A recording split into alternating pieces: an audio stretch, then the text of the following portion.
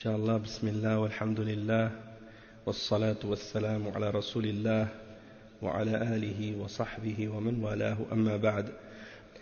Donc on continue le cours de Al-Ubudiyya avec le livre de Cheikh al-Islam ibn Taymiyyah et les commentaires de Cheikh Salih al-Fawzan, hafidhahullah ta'ala. Et on est arrivé donc dans le passage du livre où le Cheikh explique ولهذا كانت محبة هذه الأمة لله أكمل من محبة من قبلها وعبوديتهم لله أكمل من عبودية من قبلهم وأكمل هذه الأمة في ذلك أصحاب محمد صلى الله عليه وسلم. Donc le Cheikh Ibn Taymiyyah, comme on lisait au dernier cours, il explique que l'amour de cette ummah pour Allah elle est plus parfaite que l'amour des peuples qui ont précédé pour Allah. Et sa soumission et son adoration envers Allah est plus complète et plus parfaite que l'adoration et la soumission de ceux qui étaient là avant, les peuples qui nous ont précédés. Et il dit, et les gens parmi cette ummah qui sont les plus parfaits et les plus complets dans leur adoration d'Allah et dans leur soumission sont les compagnons du messager sallallahu alayhi wa sallam. Donc ce sont eux le meilleur exemple de ubudiyya et le meilleur exemple de mahabba, d'amour envers Allah subhanahu wa ta'ala parmi tous les musulmans, parmi toute la ummah. Puis ensuite il dit, Cheikh al-Islam, وَمَنْ كَانَ بِهِمْ أَشْبَهَ كَانَ ذَلِكَ فِيهِ أَكْمَلَ. Donc celui qui ressemble plus aux sahaba, eh bien son amour et sa ubudiyya est plus complète que ceux qui leur ressemblent moins, dans le sens de celui qui les imite, et qui cherche à leur ressembler et à imiter leur exemple et suivre leur exemple. Il dit ensuite فَأَيْنَ هَذَا مِنْ قَوْمٍ يَدَّعُونَ الْمَحَبَّةِ. Et Cheikh Ibn Taymiyyah il dit donc où sont les Sahaba par exemple par rapport à ceux qui prétendent à l'amour et qui prétendent aimer Allah, mais qui par exemple contredisent le Coran et la Sunna. Donc il y a beaucoup de gens comme ça, et en particulier certains parmi les Mubtadi'a qui disent nous on aime Allah, mais ils sont très loin de l'exemple des Sahaba, ils sont très loin de l'exemple du prophète sallallahu alayhi wa sallam et de sa Sunna, parce qu'ils font toutes sortes d'innovations et toutes sortes de bid'a que le prophète sallallahu alayhi wa sallam n'a jamais enseigné et qu'il n'a jamais légiféré. Et Cheikh al-Fawzan il dit ay man kana bis sahabati ashbah kana mahabbatuhu lillahi wa rasulihi wa ibadihi as-salihin fi qalbihi akmal. Donc celui qui ressemble plus aux sahaba, eh bien son amour pour Allah, pour son messager, pour ses serviteurs pieux sera plus complète dans son cœur. Il dit ensuite وفي كلام بعض الشيوخ المحبة نار تحرق في القلب ما سوى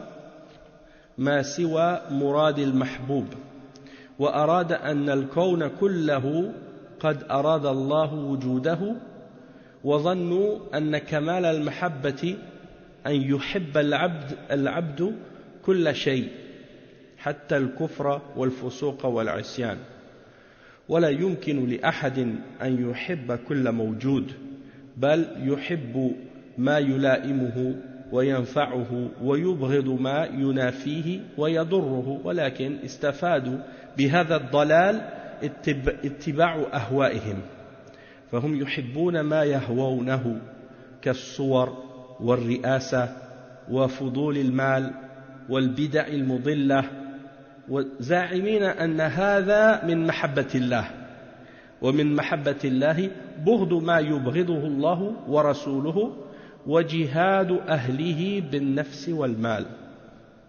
Donc, Cheikh al-Islam ibn Taymiyyah, il dit ensuite à propos de certains parmi les shuyukh et de leurs paroles, lorsqu'ils disent, et Cheikh al-Fawzan il dit ici, هذا كلام بعض شيوخ الصوفية أنهم يقولون المحبة نار تحرق في القلب كل ما سوى الله وما أراده وما أراده الله حتى الكفر يقولون يحبه الله ولو لم يحبه لم يرده ولم يقدره فلم يفرقوا بين القضاء والقدر وبين المحبة ولم يعلموا أن الله يقدر ويخلق ما لا يحب ابتلاء وامتحانا فقد قدر الكفر والشرك وهو لا يحب ذلك وقدر وجود المشركين والكفار وهو لا يحبهم فلا علاقة بين المحبة وبين القضاء والقدر إنما المحبة من لازم الشرع فما شرعه الله فإنه يحبه وما قدره فلا يلزم أنه يحبه. Donc, Cheikh Al-Fawzan, il explique la parole de ces soufis qui disent que l'amour est un feu dans le cœur qui brûle tout ce qui est autre que Allah, celui qui est aimé. Et ils veulent dire par là que tu dois aimer toute chose, tu dois tout aimer. Et ça, il y a des gens comme ça, ils disent tu dois rien détester, tu dois aimer tout. Et qu'est-ce qu'ils veulent dire par là? C'est que tu dois aimer toute chose, même le kufr, même le péché, même la transgression, même la désobéissance. Et ça, c'est clair que c'est de l'égarement. Et Cheikh Al-Fawzan, il explique ça en disant que ces gens-là, quand ils disent ça, ils disent que même le kufr, tu dois l'aimer. Ils prétendent que parce que Allah aime ces choses-là, parce que s'il ne les aimait pas, il ne les aurait pas voulu et ne les aurait pas prédestinés. Et donc le cheikh il explique ici que ces gens-là n'ont pas fait de distinction entre al-qada ou al-qadar, qu'est-ce que Allah a prédestiné et qu'est-ce que Allah aime. Et si vous avez suivi les cours sur la aqidah qu'on a fait qu'on a fait de nombreuses fois, on a expliqué la question de al-qada ou al-qadar. Et on a parlé à propos de al-irada, la volonté d'Allah. Et on a parlé de la volonté et qu'elle se divise en deux catégories. Al-iradatul kawniyya ou al-iradatul shar'iyya. Al-iradatul kawniyya, c'est-à-dire la volonté d'Allah subhanahu wa ta'ala qui se manifeste dans la création, ce que Allah subhanahu wa ta'ala a créé et ce qu'il a prédestiné. Et que ça peut comprendre ce qu'il aime comme ce qu'il n'aime pas. C'est-à-dire que Allah subhanahu wa ta'ala a prédestiné des choses qu'il aime et des choses qu'il n'aime pas. Tandis que la volonté d'Allah en ce qui concerne la révélation et la religion, ça ne peut impliquer et vouloir dire que ce qu'il aime, parce que Allah n'ordonne que ce qu'il aime et il interdit que ce qu'il déteste ou ce qu'il n'aime pas. Donc, ces gens-là n'ont pas fait la distinction entre al-qada ou al-qadar et entre l'amour. Et pour expliquer ça de façon un peu plus claire, le cheikh il donne comme exemple le fait que lorsque Allah subhanahu wa ta'ala a créé des choses qu'il n'aime pas, eh bien il l'a créé pour une sagesse, parce que Allah subhanahu wa ta'ala a tout créé, le bien et le mal, et la raison pour laquelle il a créé le mal, c'est pour une sagesse qui est bonne en elle-même, fondamentalement. Donc, même dans ce mal, il y a un bien. D'accord? Et le cheikh, il explique que la raison pour laquelle Allah a voulu ce mal, c'est pour nous mettre à l'épreuve et pour nous tester. Et donc, Allah subhanahu wa ta'ala, par exemple, il a prédestiné la mécréance. Il a prédestiné le shirk. Alors que Allah n'aime pas le kufr. Et Allah n'aime pas le shirk. Allah subhanahu wa ta'ala a prédestiné la présence ou l'existence des mushrikins et des kuffars, alors qu'il ne les aime pas. Par exemple, Allah subhanahu wa ta'ala il a prédestiné des événements qui se produisent dans le monde, dans lesquels les kuffars, par exemple, vont tuer des croyants parmi les musulmans, comme on a vu qu'est-ce qui s'est passé avant-hier. Est-ce que Allah subhanahu wa ta'ala il aime ça? Non. Il n'aime pas ça. La preuve qu'il n'aime pas ça, il a interdit le crime, la transgression, l'injustice, et toutes ces choses-là, il l'a interdit dans sa révélation. Donc c'est là qu'on voit la différence ou la distinction entre la volonté d'Allah dans ce qu'il a créé et dans ce qu'il permet de se produire, comme dans le but de tester et d'éprouver les hommes, et ce qu'il a légiféré dans sa révélation, et par quoi il nous a fait connaître ce qu'il aime et ce qu'il n'aime pas, et il nous a expliqué ce qu'il a ordonné et ce qu'il a interdit, et il a fait descendre, donc il a envoyé les messagers avec des livres, et dans ces livres il a fait connaître à l'humanité ce qui était bon, ce qui est mauvais, ce qu'il aime, ce qu'il n'aime pas, ce qui est ordonné, ce qui est interdit, et il a même expliqué par la suite les conséquences de celui qui fait ce que Allah aime, et c'est-à-dire qu'il ira au paradis, et les conséquences de celui qui fait ce que Allah n'aime pas, c'est-à-dire qu'il ira en enfer. Donc, celui qui se base et qui se réfère et qui s'accroche à la révélation, il est sauvé de ce genre d'égarement-là, et de ce genre de fausses conceptions qui existent par exemple chez les soufis, qui s'imaginent que si la chose existe, ça veut dire que Allah l'a voulu, et s'il l'a voulu, ça veut dire qu'il l'a aimé, et ça c'est tout à fait faux. C'est comme une fois par exemple, je discutais avec quelqu'un, puis cette personne, et ça c'est une discussion qui a eu lieu, ça fait très très longtemps, et au tout début, lorsque ça faisait pas longtemps que j'étais devenu musulman, et on discutait comme ça, puis la personne avec qui je discutais, c'était pas un musulman. Donc il disait, pourquoi, par exemple, la marijuana, ce serait interdit? Il dit, après tout, c'est quelque chose de naturel, et c'est Dieu qui l'a créé. Et donc, il voulait utiliser le fait que parce que cette chose, c'est Dieu qui l'a créée, donc ça veut dire que c'est pas quelque chose qui est mauvais. Parce que si c'était mauvais, Dieu l'aurait pas créé. Et bien entendu, ce raisonnement-là, il est faux. Mais c'est un peu le même raisonnement que ces chouyours parmi les soufis qui pensent ça, qui s'imaginent que parce que quelque chose existe, ça veut dire qu'Allah l'a accepté ou l'a approuvé. Et la réponse à ça, c'est que non. Même si Allah l'a créé, ça ne veut pas dire que il l'aime et il l'a mis de façon à ce que les hommes soient éprouvés, pour les tester. De la même manière qu'il a créé Iblis. Il a créé le diable. Ça ne veut pas dire qu'il aime le diable. Il a créé le diable, c'est un test et une épreuve pour les hommes. D'accord? Je pense que vous avez compris le point. Qu'est-ce que le cheikh essaie d'expliquer? Donc, ce que Allah subhanahu wa ta'ala a prédestiné, ça peut faire partie de ce qu'il aime, si c'est en accord avec la religion, mais ça peut également faire partie de ce qu'il aime, de ce qu'il n'aime pas, et si ça fait partie de ce qu'il n'aime pas, c'est parce qu'il l'a voulu pour une sagesse. Et dans cette sagesse-là, il y a un bien qui est derrière. Donc c'est pas un mal qui est pur. C'est pas un mal qui est pur, seulement mal ou purement mal, non. Dans ce mal que Allah a créé, il y a toujours un bien derrière. C'est pour ça qu'on n'attribue jamais le mal directement à Allah subhanahu wa ta'ala. Le prophète sallallahu alayhi wa sallam dans le dua il dit wa sharru laysa ilayk, et le mal n'est pas attribué à toi directement, parce que tout ce que Allah a créé est bon, et même dans le mal qu'il a créé, le mal qui est relatif par rapport à nous, eh bien il y a un bien dedans, dans ce que Allah a voulu derrière. Ensuite, le cheikh, il explique donc que il n'est pas possible, Cheikh al-Islam Ibn Taymiyyah a dit, il n'est pas possible à quelqu'un d'aimer tout ce qui existe. Parce que cela, ça impliquerait que, il devrait aimer même ce qui est contraire à la foi.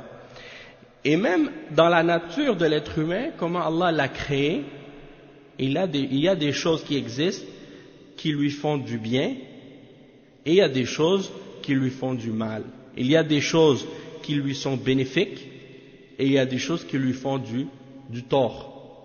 Et instinctivement, l'être humain est poussé ou est amené à aimer les choses qui sont bénéfiques pour lui et à ne pas aimer les choses qui lui font du mal ou qui lui font du tort. Ça c'est si on regarde les choses sur un plan purement instinctif ou bien par rapport à qu'est-ce qui est naturel.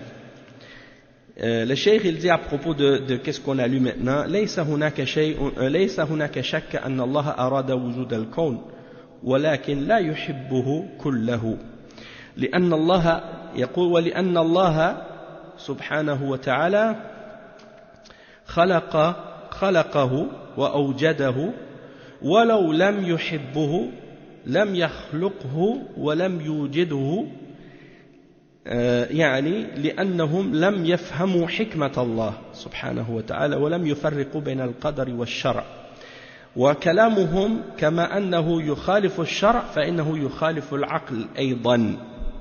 يعني c'est pour dire que sur le plan de la religion on voit qu'ils ont contredit la compréhension de la religion, mais même sur le plan de la raison, comme je vous disais, l'être humain est créé instinctivement pour aimer ce qui est bon et ce qui lui est bénéfique et profitable et pour détester ce qui lui fait du tort et ce qui lui nuit. Même l'animal, un animal dont la raison est limitée comparée à l'être humain, si tu le mets devant quelque chose qui lui fait du mal ou du tort ou qui peut le tuer, comme il voit un feu devant lui, il va fuir, il ne va pas rester. Tandis que s'il voit quelque chose qu'il aime ou quelque chose qui est bénéfique pour lui, il va l'aimer. Donc ça c'est non seulement sur le plan de la religion ils ont contredit, mais même sur le plan de qu'est-ce qui est naturel et raisonnable, ils contredisent également. Et le cheikh il dit فإنه يخالف العقل أيضا إذ لا يمكن لأحد أن يحب كل ما في الكون من الأشياء بل يحب أصدقاءه وأقاربه ويبغض أعداءه ولا يحب العقارب والحيات والسباع والوحوش ولا يحب السم ولا يحب النار والأشياء المؤذية. Donc il dit même dans la raison, quelqu'un il ne va pas aimer ses ennemis, tandis qu'il va aimer ses proches, il va aimer ses amis. Il ne va pas aimer les scorpions, les serpents, les bêtes sauvages. Il ne va pas aimer le poison, le feu ou des choses qui lui font du mal. Et le cheikh il dit ولكن استفادوا بهذا الضلال اتباع أهوائهم. Il dit à quoi ça leur a servi de venir avec cet égarement-là et de prétendre qu'il faut aimer tout, sans distinction. Eh bien, le cheikh il dit, ils ont profité de ça, le fait que ça leur permet de suivre leur passion et leur désir. Il dit, فَهُمْ يُحِبُّونَ مَا يَهْوَوْنَهُ. Donc, ils aiment ce qu'ils désirent. Donc, par exemple, les images de femmes, les belles femmes, le pouvoir, l'excès d'argent ou l'exagération dans l'argent, les innovations égarantes, en croyant que cela fait partie de l'amour d'Allah. Ils croient que ça fait partie de l'amour d'Allah. Parce qu'ils disent, puisqu'on doit tout aimer, donc ces choses-là font partie de ce qu'on doit aimer, puis ça fait partie de l'amour d'Allah.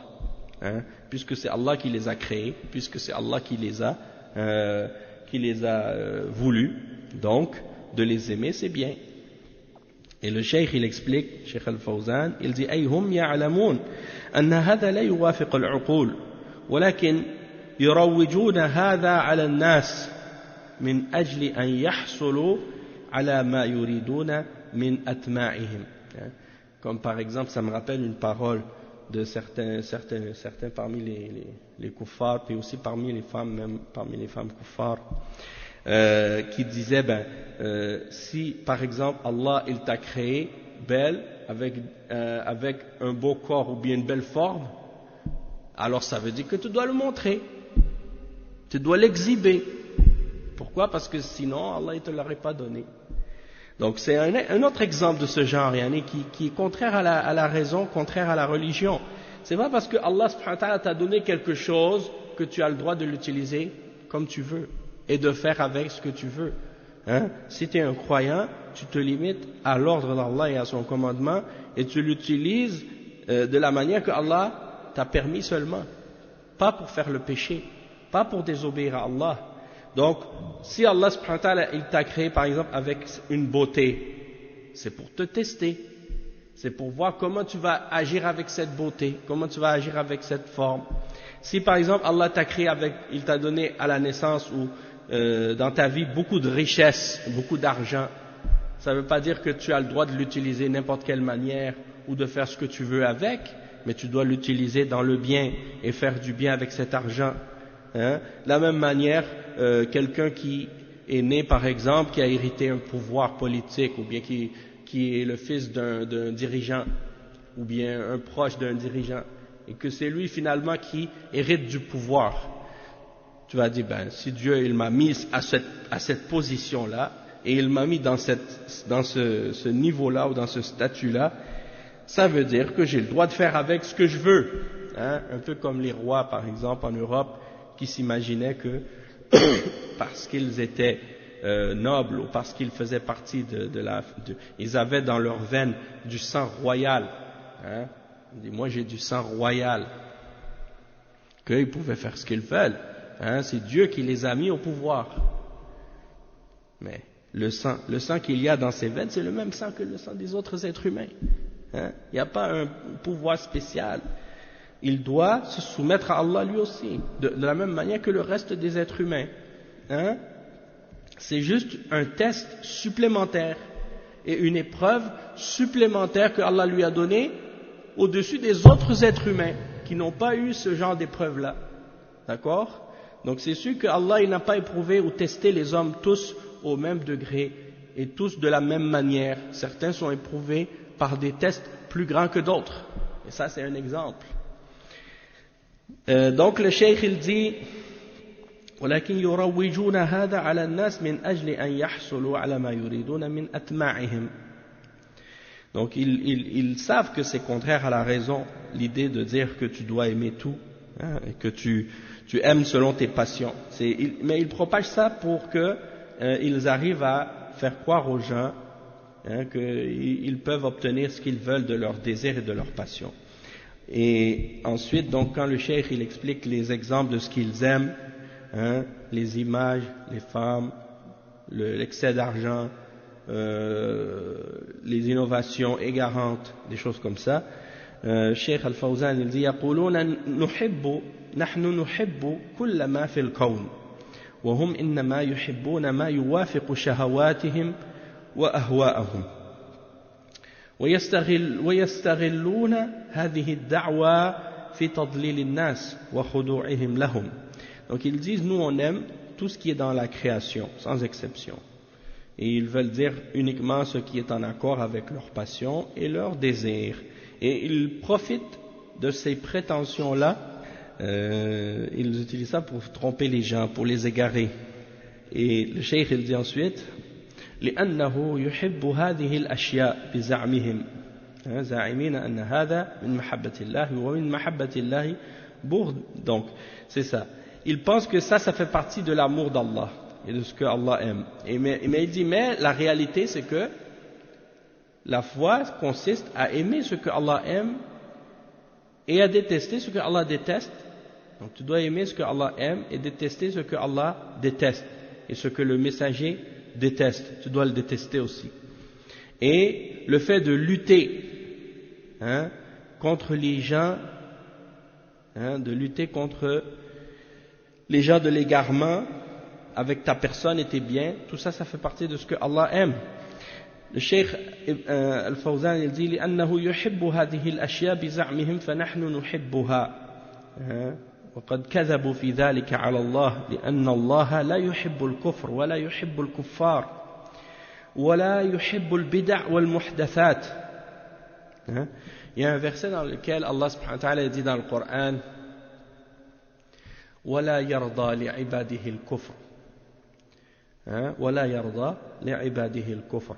Allah subhanahu wa ta'ala il n'agrée pas, hein, pour ses serviteurs de la mécréance. Il n'agrée pas de la mécréance pour ses serviteurs. Donc le cheikh il dit ces gens-là ils prétendent qu'ils aiment ces choses-là comme on dit. Il dit donc ils les aiment et ils ont menti contre Allah en disant ça parce qu'ils prétendent que Allah aime la mécréance et Allah n'aime pas la mécréance. Et ils aiment les bid'a et les innovations. Et Allah n'aime pas les bid'a et n'aime pas les innovations. Donc le cheikh il explique, il dit que tu dois aimer ce que Allah aime et son messager et détester ce que Allah déteste, ainsi que son messager.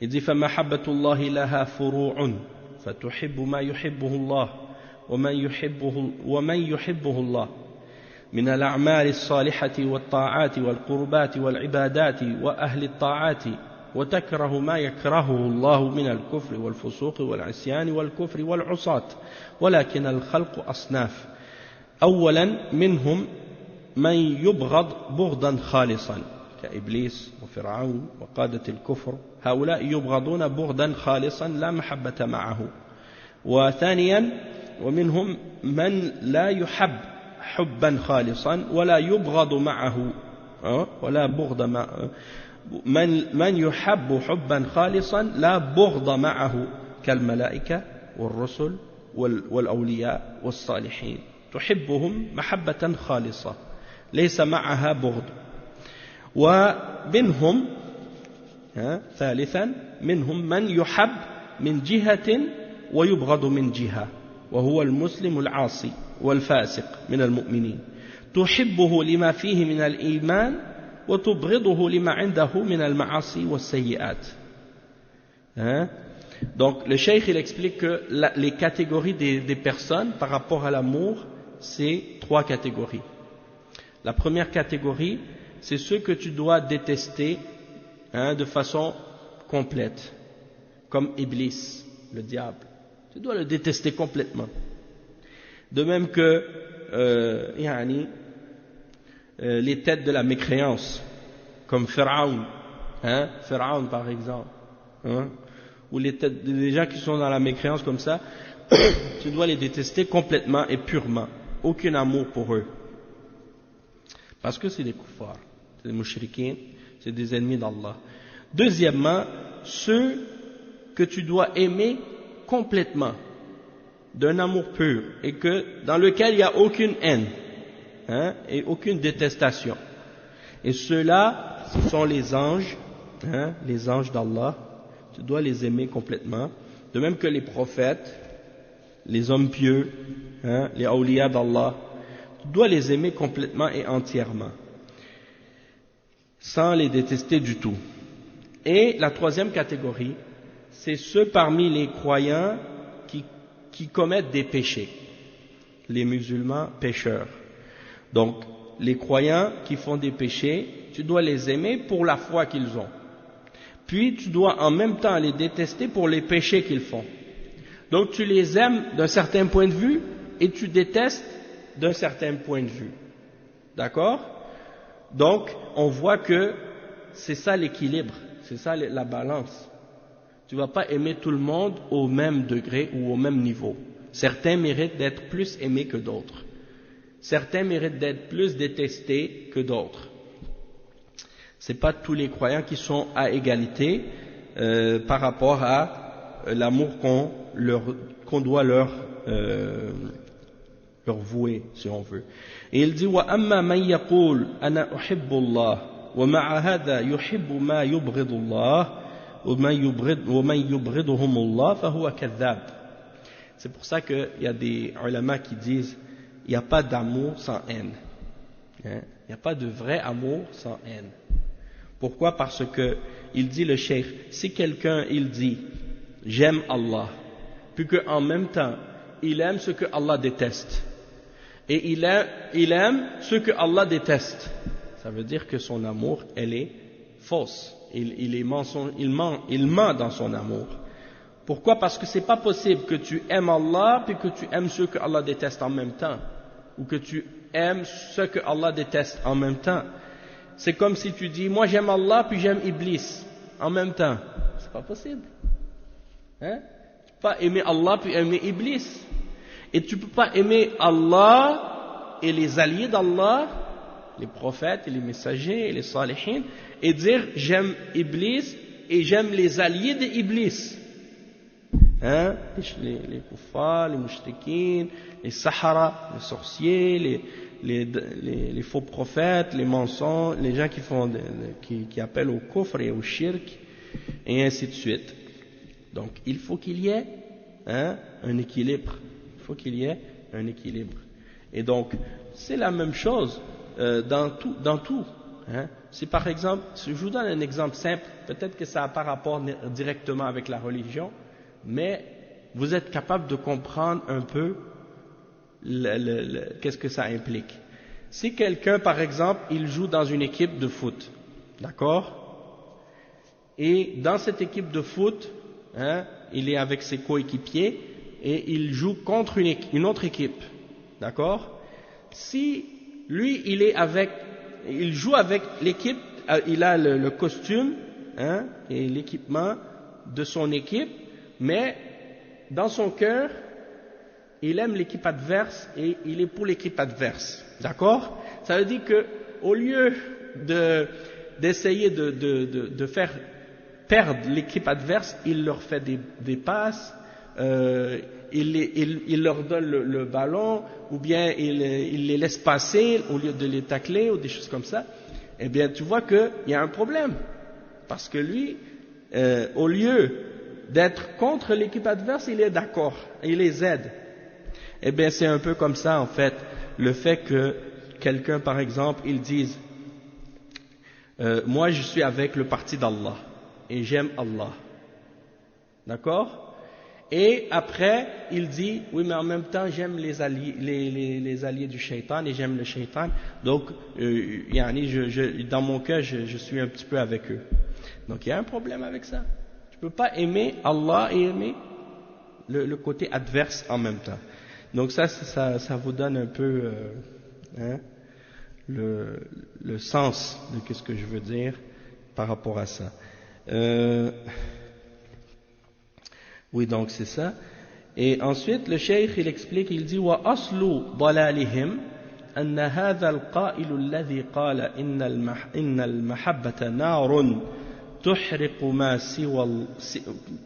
ما سوى مراد المحبوب قصد بمراد الله تعالى الإرادة الدينية الشرعية التي هي بمعنى محبته ورضاه فكأنه قال تحرق من القلب ما سوى المحبوب لله وهذا معنى صحيح فإن من تمام الحب أن لا يحب إلا ما يحبه الله فإذا أحببت ما لا يحب كانت المحبة ناقصة فإذا أحببت ما لا يحب كانت المحبة ناقصة أما قضاؤه وقدره فهو يبغضه ويكرهه ويسخطه وينهى عنه فإن لم أوافقه في بغضه وكراهته وسخطه لم أكن محبا له بل محبا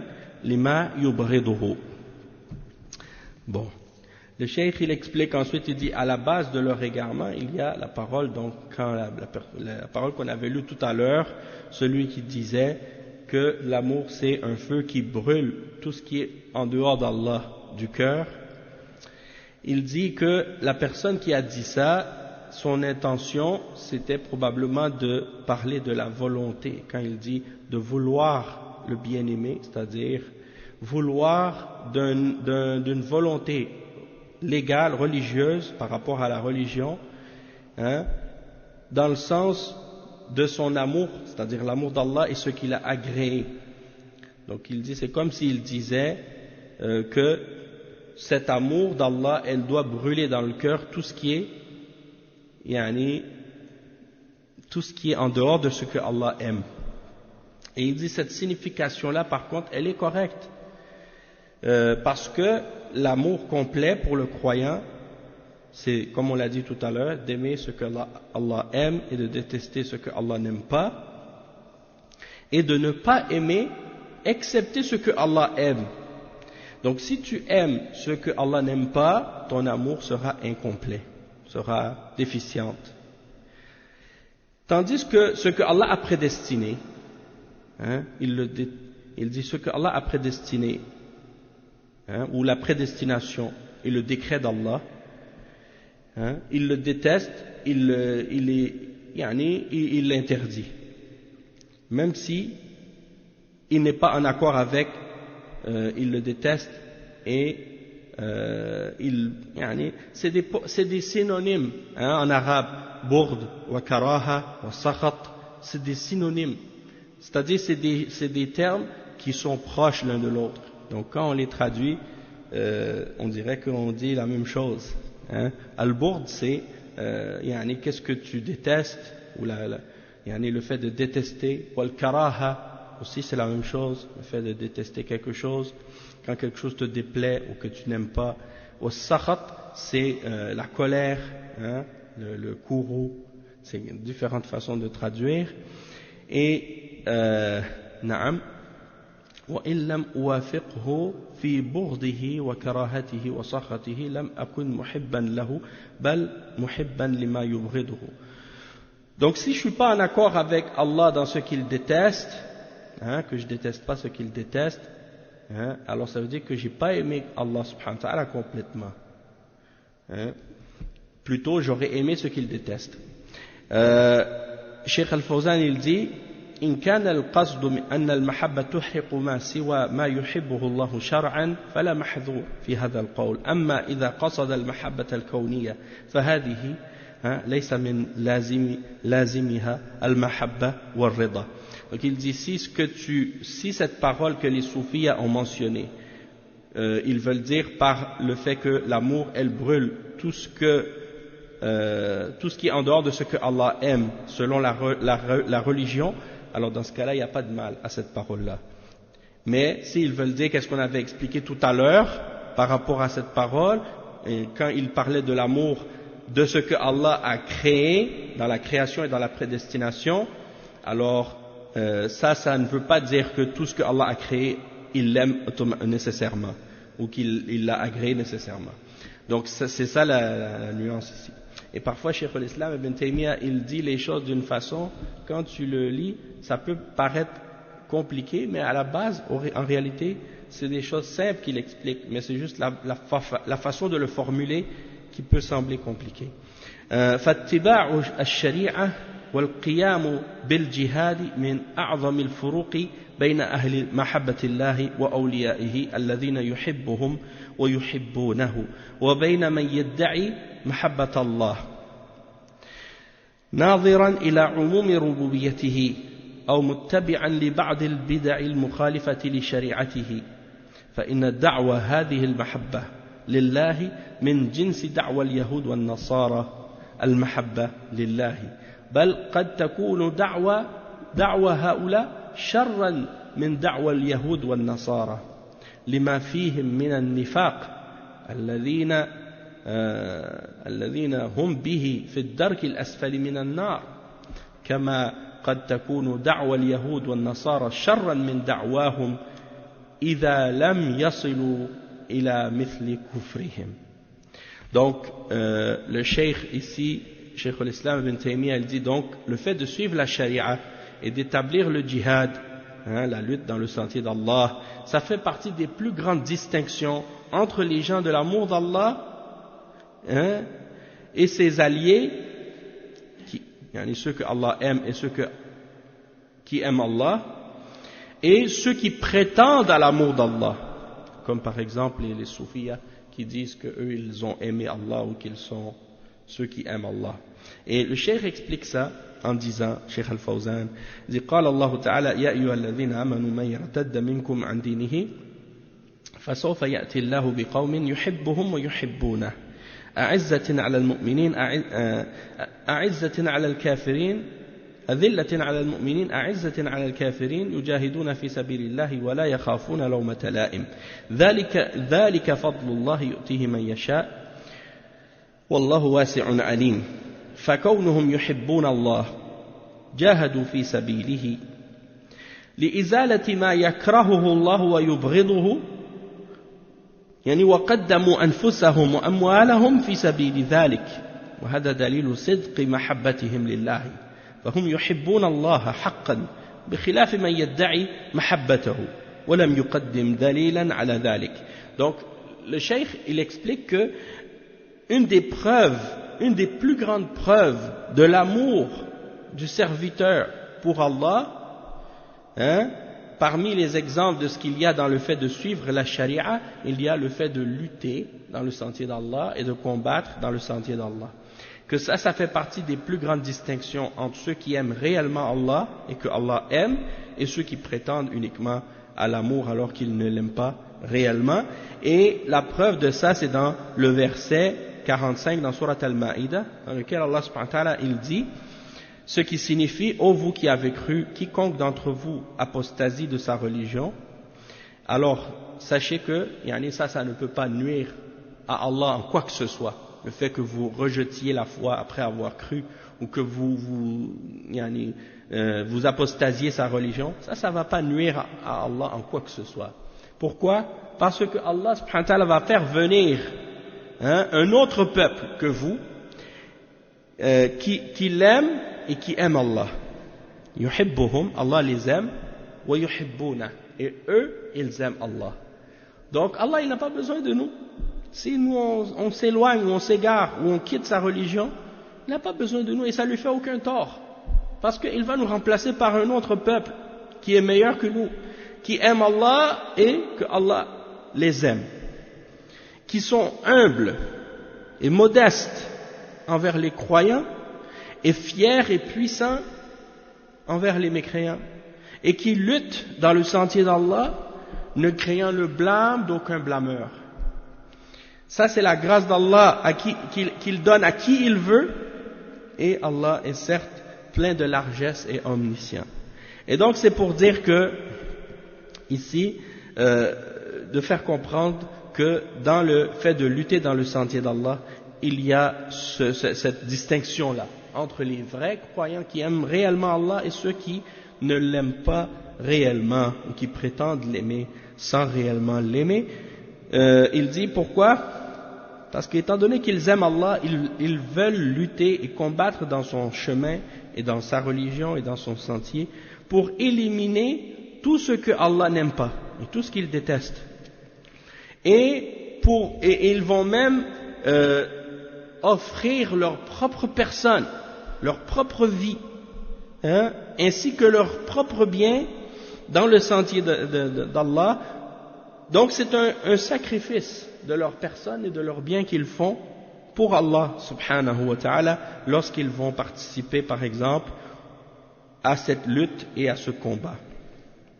Et ça c'est la preuve de leur amour d'Allah, parce qu'ils aiment Allah réellement, contrairement à ceux qui ne font que prétendre aimer Allah et qui n'ont présenté pour supporter ou justifier leur amour aucune preuve. Aucune preuve. Si tu vois quelqu'un qui fait beaucoup de sacrifices pour la religion d'Allah, regardez les Sahaba, combien ils ont souffert, combien ils ont fait de sacrifices pour la religion d'Allah. Ils ont donné leur personne, ils ont donné leur bien, ils ont donné leur argent, ils ont donné leur vie, ils ont tout donné pour Allah et pour sa religion, et pour aider le prophète sallallahu alayhi wa sallam. Tandis que nous, on a fait peu par rapport à eux. Donc c'est pour dire, leur amour d'Allah est plus grand que notre amour. On ne peut pas se comparer à eux à cause de ça. Et dernièrement, je lisais dans un politicien, un parmi les gens de la politique en France qui parlait, et il mentionnait Cheikh Al-Fawzan dans un tweet qu'il a mis sur Internet.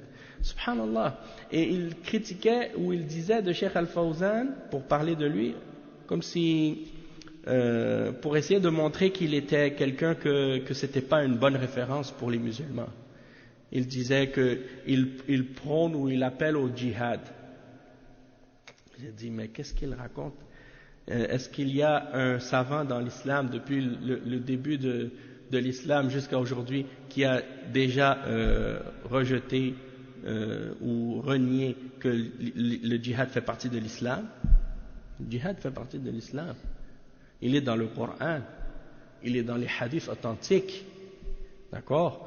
Mais la raison pourquoi certains ils vont faire des ambiguïtés par rapport au djihad ou au terme djihad à notre époque, c'est à cause du fait que certains extrémistes qui font des actes de terrorisme ont essayé de qualifier leurs actes de djihad pour faire croire aux gens que qu'est-ce qu'ils font avait un lien ou avait un rapport avec le djihad qui est mentionné dans le Coran et dans les hadiths, alors qu'en réalité on voit que c'est deux choses complètement différentes. Et la preuve de ça, c'est que tous les ulama de l'islam ont condamné le terrorisme, tandis que jamais aucun des savants de l'islam n'ont jamais condamné le djihad ou rejeté le djihad. Dans tous les livres de fiqh de l'islam, dans tous les 4 madhahib, que ce soit Abu Hanifa, Malik, Shafi'i ou Ahmad, dans ces 4 madhahib de Ahl Sunnah, il y a un chapitre sur le djihad dedans, avec les règles et les conditions. La différence, qu'est-ce qui fait qu'un djihad soit accepté ou non?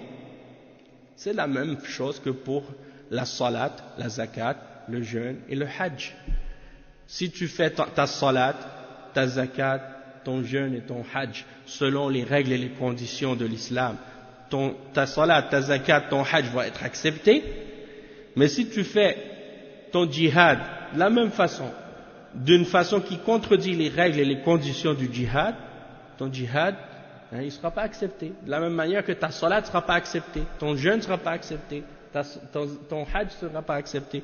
Tu dois comprendre que le djihad, avant tout, est une ibadah, c'est une adoration. De la même manière que la salat, la zakat et les autres adorations de l'islam. Et que pour qu'il soit accepté d'Allah, parce que tu le fais avant tout pour Allah, eh bien, il doit être fait selon les règles que Allah a révélées et que le prophète sallallahu alayhi wa sallam a clarifié et expliqué. Si tu t'en vas faire un acte, puis tu l'appelles djihad, mais que quand on regarde dans les livres de fiqh, on voit que ça ne correspond pas à la description et aux conditions et aux règles de ce que Allah a qualifié comme étant djihad, alors dans ce cas-là, on va dire non, ça c'est pas un djihad. Tu peux l'appeler djihad comme tu veux, ça ne veut pas dire que c'est djihad. Hein? Sinon, dans ce cas-là, on va dire que toutes les guerres au monde, c'est djihad. Hein? Est-ce que la guerre, par exemple, je sais pas moi, la Révolution française, tu vas l'appeler djihad? Hein? Napoléon, quand il rentra en Égypte, tu vas dire ça c'était le djihad? Non. Il y a des règles, il y a des conditions, il y a des principes. Donc c'est pas n'importe comment, et c'est pas n'importe quand, et c'est pas n'importe qui, et c'est pas contre n'importe quoi. Il y a toutes sortes de règles à respecter. Et la plupart des gens aujourd'hui qui disent ou qui prétendent faire le djihad, ils ne respectent pas ces conditions et ces principes et ces règles de l'islam. Comme les groupes aujourd'hui, comme Daesh ou Al-Qaïda ou d'autres groupes, parmi les groupes qui font ce genre d'actes aujourd'hui, ils ne respectent pas les conditions et les règles de la charia, donc ils n'ont pas été approuvés par les ulama. Et qu'est-ce qu'ils font n'a pas été qualifié comme étant un djihad. Tandis que quelqu'un qui ferait le djihad avec un dirigeant d'un pays musulman officiel, dans son armée, sous ses ordres et son commandement, et que cette guerre qui est déclarée est officielle, pas des attaques traites comme ces gens-là, qu'est-ce qu'ils font aujourd'hui? Hein, ils font exploser des gens innocents qui sont même pas des combattants, qui ont rien à voir avec ça. Des femmes, des enfants, des vieillards, des civils. Depuis quand? Depuis quand? Dans quelle religion ça s'est permis de faire ça? Nulle part. Hein? Et c'est pour ça que le gars là, avant-hier qui a fait cette attaque dans cette mosquée, c'est l'exemple parfait de lâcheté, de la pire catégorie. Que tu rentres dans une mosquée, tu tues des gens qui sont même pas armés, qui sont même pas au courant qu'il y allait avoir quoi que ce soit. Puis tu rentres et commences à tirer sur les gens comme ça. Et même après qu'ils sont morts, tu rentres encore pour continuer à tirer dessus. Yani Allah al-Musta'an. Où est-ce qu'elle est la rahma? Hein? Où est-ce qu'elle est la miséricorde? Donc c'est ça le chose. Toutes ces choses-là, ça c'est de la violence gratuite. Ça n'a rien à voir. C'est de la revanche, c'est de la vengeance. Et le djihad, c'est pas de la vengeance. Quand tu fais le djihad, c'est une ibadah pour Allah. C'est pas pour te venger seulement. Hein? Ça n'a pas rapport avec la vengeance du tout. Même que le prophète sallallahu alayhi wa sallam parfois, hein, il y a des hadiths comme ça, même il y a des histoires qui sont mentionnées dans des cas où certains d'entre les sahaba, ils étaient dans le djihad, justement, dans le combat, et il y en a un des mouchrikines qui lui a craché au visage ou qui lui a fait quelque chose, et lui, il voulait le frapper à cause de la colère qu'il ressentait en lui, mais il a dit non. Je ne veux pas le faire juste par rapport à la vengeance. Si je le fais, il faut que je le fasse vraiment parce que mon intention est sincère pour Allah, pas juste pour me venger moi. Et donc, il ne faut pas qu'il y ait une part de ton hawa ou du nafs, que le shaitan qui te pousse là-dedans. Allah musta'an. Bon, mais sinon, comme on dit, comme le cheikh il explique, c'est une preuve d'amour et de sacrifice. Les gens aujourd'hui, ils n'ont aucun problème, lorsqu'ils parlent de guerre, de dire « je veux mourir pour mon pays, je veux mourir pour mon drapeau, je veux mourir pour ma patrie, je veux mourir pour défendre ma patrie, mon peuple, ma nation, le drapeau et tout. » Et pourquoi dans ce cas-là, ce ne serait pas encore plus honorable et plus valeureux et plus louable que de mourir pour son créateur, pour Allah, et pour défendre la vérité, pour défendre sa religion et pour défendre le tawhid. Donc c'est encore plus important. Mais ces gens-là, ils préfèrent mourir pour des choses futiles, des choses comme le drapeau ou la terre, alors que ça va rien donner. Au jour de la résurrection, si tu es mort pour ton drapeau, tu ne vas pas aller au paradis pour ça. Tandis que si tu meurs pour Allah, pour sa religion, tu vas aller au paradis, c'est pas la même chose. Donc l'intention est très importante. Ensuite, le cheikh il dit وناظرا إلى عموم ربوبيته أو متبعا لبعض البدع المخالفة لشريعته فإن دعوى هذه المحبة لله من جنس دعوى اليهود والنصارى. Donc il dit ici, parmi ceux qui prétendent aimer Allah, ils suivent certaines innovations qui sont en contradiction avec la charia. Ou bien, comme on a dit tout à l'heure, certains qui prétendent faire le djihad, mais qui le font d'une manière qui contredit la charia. La même chose. Et il y a d'autres formes de bid'a aussi. Donc, toute adoration qui est faite, mais qui n'est pas légiférée, donc ça rentre dans les innovations. Ou bien qui prétend, donc, de faire ces choses-là, qui prétend aimer Allah, mais qui contredit la religion d'Allah, alors il a cette prétention de l'amour qui ressemble à la prétention des juifs et des chrétiens. Et le Cheikh Al-Fawzan, il dit à ce sujet-là, فَالْيَهُودُ وَالنَّصَارَ يَقُولُونَ نَحْنُ أَبْنَاءُ اللَّهِ وَأَحِبَّاؤُهُ مع أنهم يكفرون بالله ويكفرون برسله ويقتلون الأنبياء فأين محبتهم لله عز وجل فرد الله على اليهود والنصارى بما عندهم من الكفر والشرك ومعاداة أولياء الله وقتلهم لبعض الأنبياء فأين محبتهم لله فالذي يحب الله ويحب ما يحبه الله ويبغض ما يبغضه الله ويجاهد في سبيل الله واليهود والنصارى يقولون نحن نحب الله ثم تقول النصارى الله ثالث ثلاثة تعالى الله عما يقولون وتقول اليهود يد الله مغلولة الله فقير ونحن أغنياء. Donc le cheikh il explique que l'exemple de ça c'est pour dire par rapport à l'exemple des juifs et des chrétiens qui ont dit nous sommes les bien-aimés d'Allah, nous sommes les fils d'Allah et ses bien-aimés. نحن أبناء الله وأحباؤه. Nous sommes les fils d'Allah et ses bien-aimés. Et Allah subhanahu wa ta'ala les a réfutés dans cette prétention-là. Et c'est comme dans l'autre verset qu'on avait lu dans les cours précédents, lorsque Allah subhanahu wa ta'ala il dit قُلْ إِن كُنْتُمْ تُحِبُّونَ اللَّهَ فَاتَّبِعُونِي يُحْبِبْكُمُ اللَّهُ وَيَغْفِرْ لَكُمْ ذُنُوبَكُمْ. C'est-à-dire, Allah subhanahu wa ta'ala dit au prophète, ô messager, dis aux hommes, si vous aimez réellement Allah, alors suivez-moi. Et Allah va vous aimer. Ce sera la conséquence du suivi du messager. Parce que quand vous allez suivre le messager réellement, Allah va vous aimer. Ce sera la conséquence, vous allez obtenir l'amour d'Allah. Hein? يُحْبِبْكُمُ اللَّهُ وَيَغْفِرْ لَكُمْ ذُنُوبَكُمْ. Et il va vous pardonner vos péchés. Donc les ulama, ils ont dit ça, c'est ayatul imtihan. C'est le test, hein, c'est le verset de l'épreuve et du test. Toute personne qui prétend aimer Allah, il doit se mettre dans la balance de ce verset pour dire où en suis-je, hein, où est-ce que j'en suis par rapport à mon suivi du messager d'Allah sallallahu alayhi wa sallam. Est-ce que je le suis correctement et réellement, ou est-ce que je le suis pas, hein, ou que je le suis pas correctement?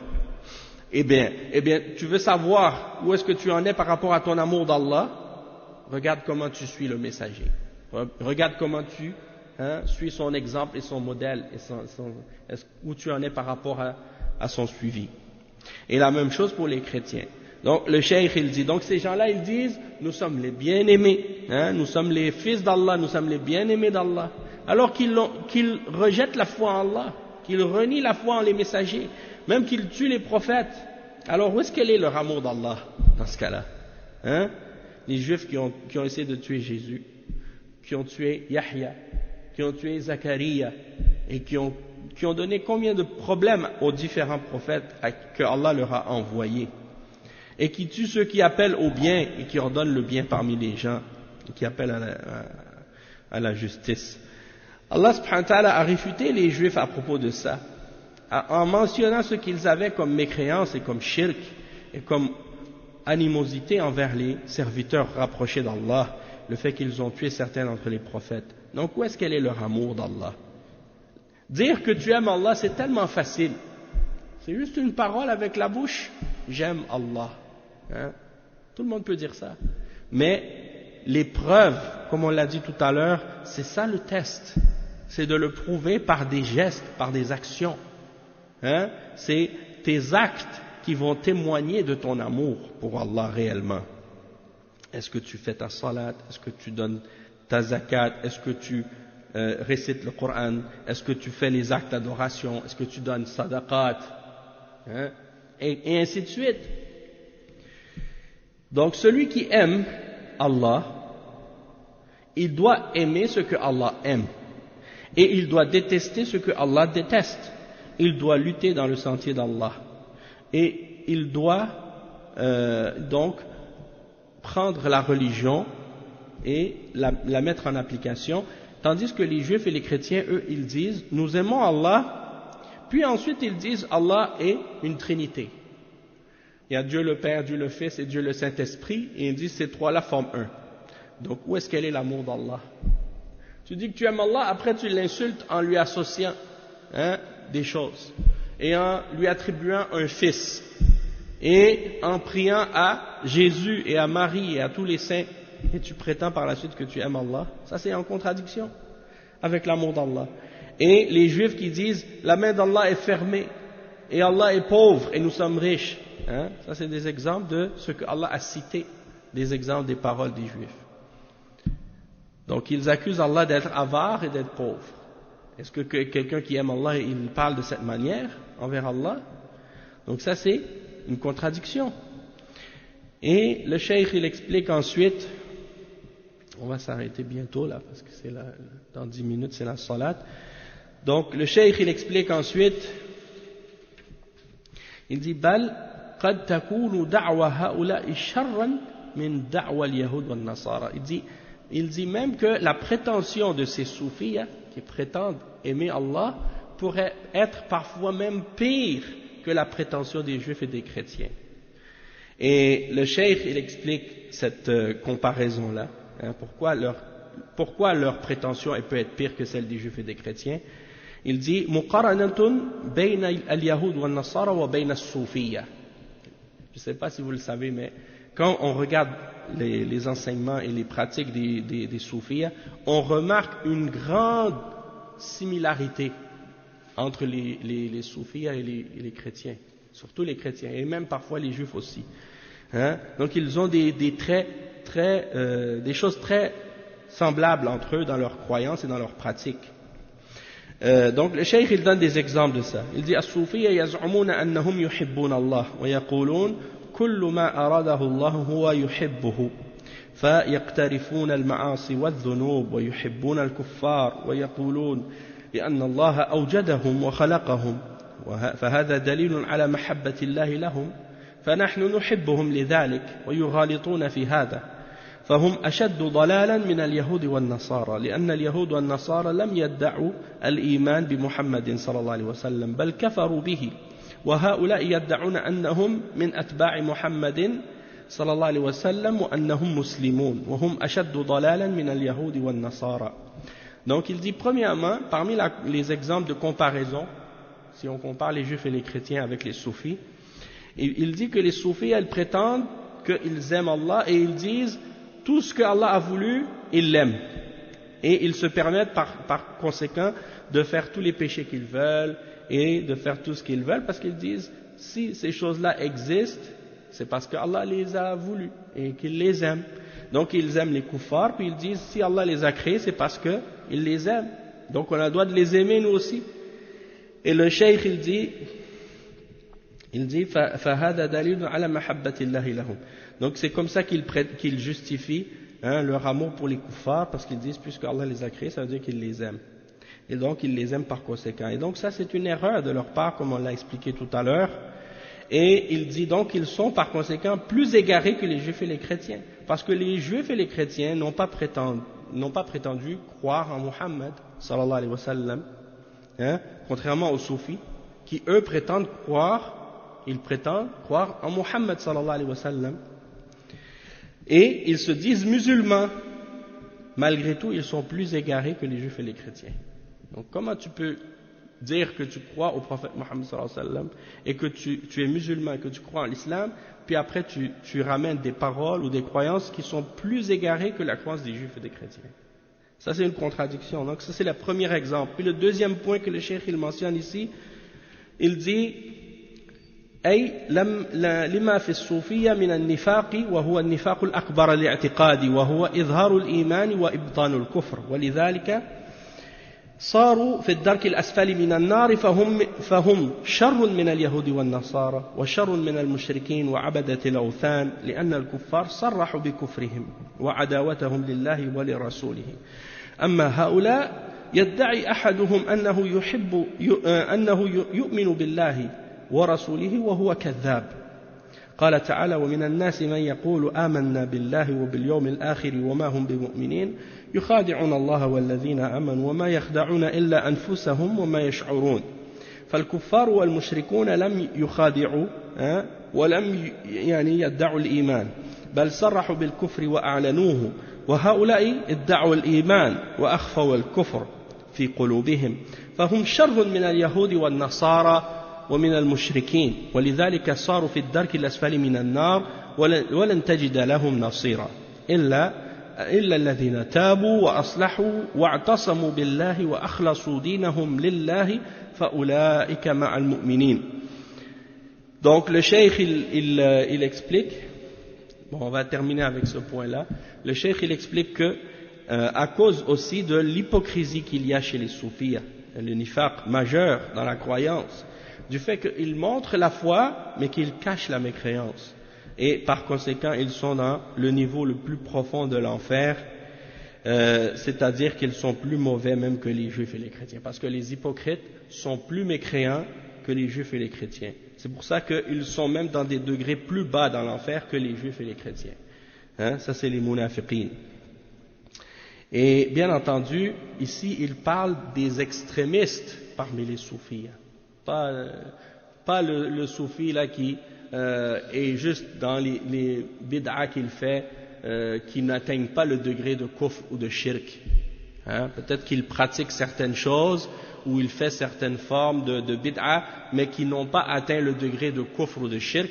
Mais par contre celui qui dit oh moi j'ai atteint Allah, je m'assois avec Allah tous les jours et j'ai pas besoin de suivre le prophète Muhammad sallallahu alayhi wa sallam parce que moi j'ai déjà atteint Allah et donc j'ai plus besoin du messager, j'ai plus besoin de la sunna, j'ai plus besoin du Coran, il n'y a plus rien qui est haram pour moi, tout est halal, parce que je suis wasaltu ila Allah. Donc cette catégorie-là, ça c'est sûr que c'est cette catégorie de gens que le cheikh est en train de mentionner, qui font partie des munafiqin, et non pas le simple soufi qui se limite uniquement à faire certaines bid'a, mais qui n'ont pas atteint ce degré-là, et qui n'arrivent pas jusqu'au kufr, au shirk majeur. D'accord? Parce que les ulama, ils divisent les soufis en deux catégories. Les soufis extrémistes, qui ont dévié dans leur croyance, qui ont atteint le kufr majeur ou le shirk majeur, et ceux parmi les soufis qui sont, disons, en dessous de cette catégorie-là, c'est-à-dire leur bid'a n'a pas atteint le degré qui les fait sortir de la religion. C'est juste une catégorie d'égarement qu'ils pratiquent, des formes comme par exemple ceux qui font le dhikr dans la mosquée avec des danses et qui chantent et qui sautent dans la mosquée, ou dans leur, qu'est-ce qu'ils appellent, les zawaya, ou bien, je ne sais pas comment ils les appellent, dans ces pratiques-là, ça c'est des pratiques d'égarement, c'est des bid'a, mais on ne va pas dire que ça les fait sortir de l'islam.